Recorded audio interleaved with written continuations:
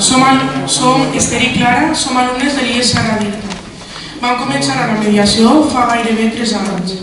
Ara la meva companya us ho explicarà millor. Gràcies. Des que vaig començar, al principi, des que vaig començar fins avui dia, valoro més les coses que de debò ho mereixen. I he après també a escoltar la gent, com per exemple el meu germà, amb qui abans mantenia una relació gaire complicada i gràcies a la mediació aquesta ha millorat. Perquè això hagi estat possible, he hagut de tenir en compte alguns dels principis de la mediació. Començaré primer per resiliència. Aquesta paraula significa l'adaptació dels éssers humans al medi i als seus canvis. Nosaltres, com a persones, hem de saber que no estem sols en el món i ens relacionem amb un munt de persones. És per tant que hem d'aprendre a adaptar-nos i conviure en societat.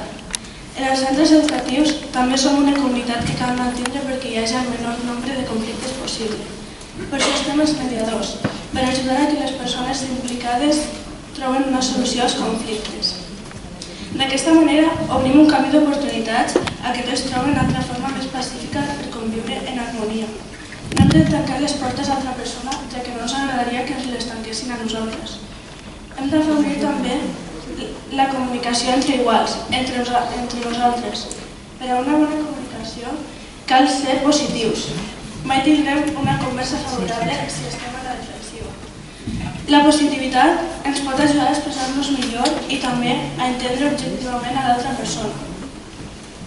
El fet de comunicar-nos implica dialogar, donar els nostres punts de vista, saber escoltar sense jutjar amb qui estem parlant, reflexionar sobre les opinions compartides i transmetre com ens sentim al respecte. Al cap i a la fi, el diàleg és un intercanvi d'idees i emocions. En aquest intercanvi d'emocions hem d'apartar les que resulten dañines per nosaltres i per la resta. Hem d'autocontrolar per no ferir els sentiments de ningú i llavors mantindre una conversa amb educació. Perquè el respecte és un dels pilars fonamentals del diàleg, un sentiment positiu que es refereix al reconeixement per l'altra persona. Aquest ha de ser mutu i recíproc, doncs tots som dignes de donar el nostre parer i ser escoltats. Moltes vegades, no respectar l'altra persona es condueix a l'enfrontament, ja que el to de veu equivocat té més pes negatiu que la diferència d'opinions. Sovint, una actitud negativa ens pot portar a confusions i que no puguem transmetre les emocions amb claredat.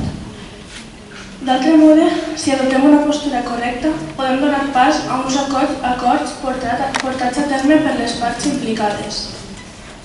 Podem afegir també que, segons l'origen llatí de la paraula, acordar és apropar els cors. Quan els nostres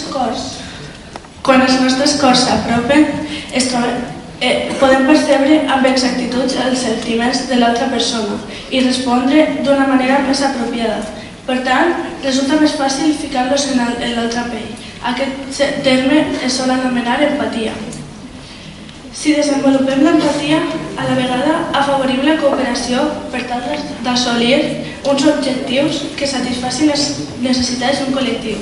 Cooperar suposa l'oposat de competir, ja que ningú és superior als altres i tots junts tenim la mateixa capacitat de solucionar els enfrontaments.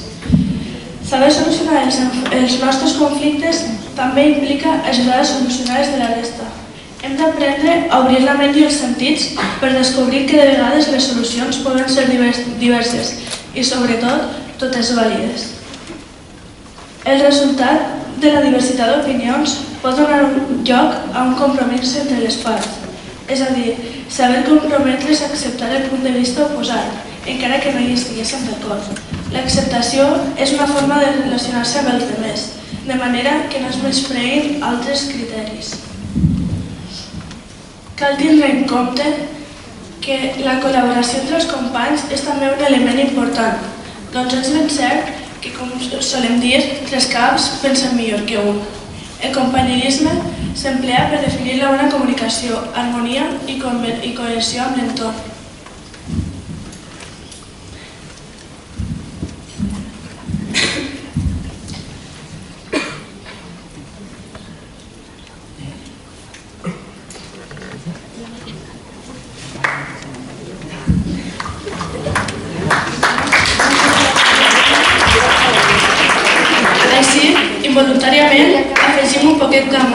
a diverses faccions de la nostra vida.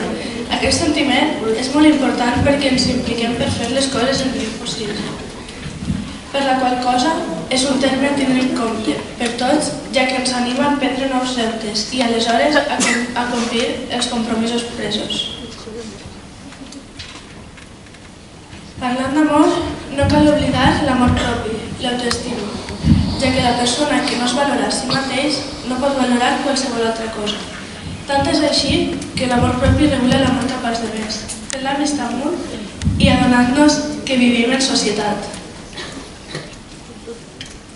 Així doncs, veurem que no estem sols i tenim moltes persones al nostre voltant, encara que de vegades no siguem capaços de percebre-ho. No hem de deixar-nos portar pels sentiments negatius i llavors hem de ser més objectius. Sabent que són tantes les persones que ens rodegen, només hem de ficar una mica de la nostra part, i aquesta mica és la petició d'ajuda. Recorda que quan tingues un problema sempre pots comptar amb algú i quan tingues un conflicte amb la mediació.